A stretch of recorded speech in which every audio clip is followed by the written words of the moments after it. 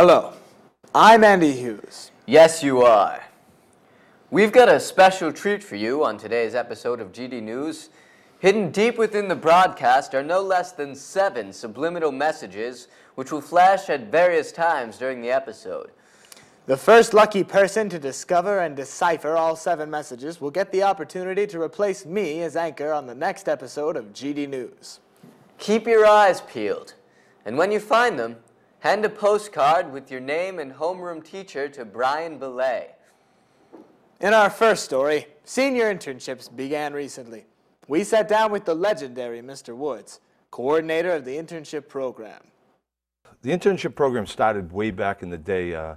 Kathy Peabody, who was an English teacher here, department chair, started the program, I'm going to guess, early 80s. And it used to be a fairly small program. We had roughly, between 4 and 8, 10, maybe 10 students that would do it basically locally. They would take on these internships.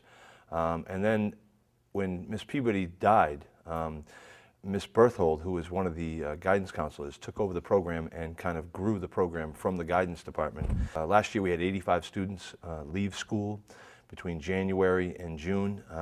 We had, I think, 15 leave for half-year internships, and another 60 left for quarter-year internships, and close to half of the senior class were out of school last year. This year we have 60 interns out, 59 out of a class of, I think, about 150. I mean, I think one of the most successful ones is I had a student a couple of years ago work with this doctor team at a veterans hospital working on genetic splicing and looking at cures for AIDS and other diseases. So working, in that close contact with those kinds of professionals, getting those kinds of experiences are just invaluable, and they're things that we can't do here within the traditional setting of classrooms.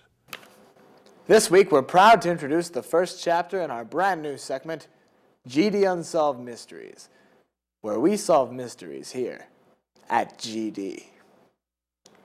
We now go live to our intrepid investigative reporter, Musk Pheromone. Musk? You see them every day as you come into the library, a place of learning. A row of white lights. White, the color of purity and freedom and purity. All of them white except one, the fabled red light of the library. Where did it come from? How long will it last? We talked to a highly specialized specialist about this very pressing problem. Doctor, what do you have to say about this intense phenomenon? The waveform pattern of this red light is clearly very complex. The red shift indicates that the light is moving away from us at speeds approaching that of light. So almost as fast as the speed of sound? Yes. First, you must ask yourself, what is sound? It is tiny vibrating particles of string. Well, there you have it. We went to a live, specialized specialist to tell us the real story behind this intense problem. So what do you think of the doctor's theory? Well, I think the doctor put a lot of time into a theory that's not necessarily true. That's pretty scarring. What in your opinion, is the truth behind this story? Have you ever thought that perhaps the light being red is just symbolic?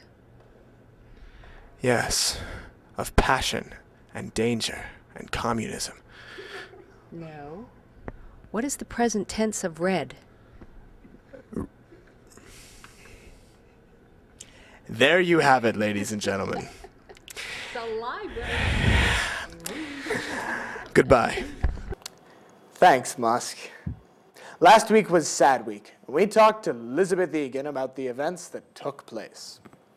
Well, we have a pledge sheet hanging in the cafeteria that students can sign if they would like, and it is basically, it quotes at the top, "Because I care, I will not drive while under the influence of alcohol, nor will I let my friends drive under the influence of alcohol."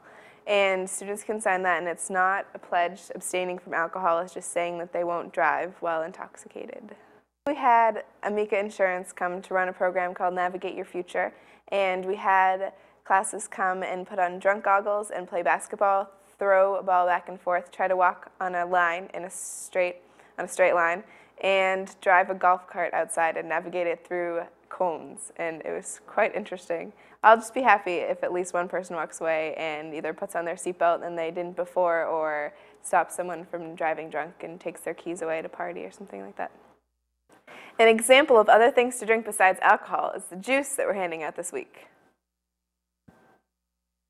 Andy likes it. Back to you guys. Remember, if you have any announcements for GD News, leave a typed message in the GD News box in the office. Thank you for watching GD News. I'm Andy Hughes. And I'm Sam Brady. I look forward to working with the winner of the contest next week. Till then, good night. And good luck. I stabbed myself with my microphone. It really hurt.